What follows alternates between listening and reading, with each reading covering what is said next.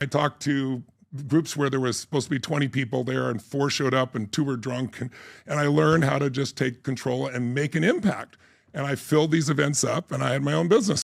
But what changed me was learning the tools of neuro-linguistic programming from John Grinder, where I learned, how to take somebody with a lifetime phobia and wipe it out in 20 or 30 minutes. So at this point, is Jim Rohn as big as Tony? Like, is he that big or no? He's not. No. Okay, got it. How long did you do that with him when you were working with him? I was with him for 17 to 21, basically 22. So about 4 or 5 years almost. That's a great time to learn. Unbelievable what chance to learn. So from there, what year is this now? I'm trying to see what year are we in. This is it'd be 1981, 82. Okay, so 81, 82, infomercial's not a thing yet, right? No.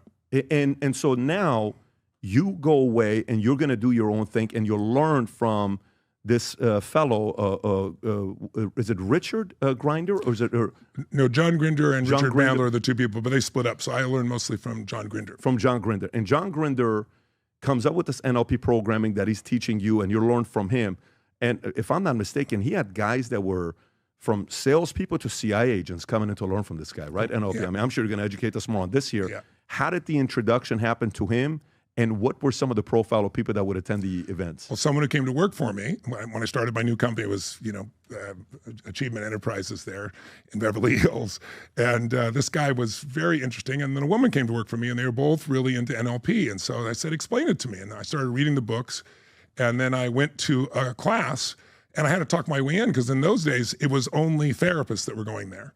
And then he was working with the government on some of the individuals that you're describing, some of the 3-letter agencies per se. But I went and I basically went to him and said, look, all these people here have been conditioned to do 20 years or 10 years or 5 years or 3 years of therapy. I said, that's their limitation. I don't have those limitations. I'll take this stuff and I'll implement it. You should bring somebody from the outside. And I said, besides that, I'm going to stick my ear against this is the Holiday Inn outside. He was doing this 6-month training at the Holiday Inn outside of LAX. I said, I'll just stick my ear and listen. So he let me come in and I proved myself because, he would leave and like a person started breaking down and having these, multiple dissociative patterns and freaking out.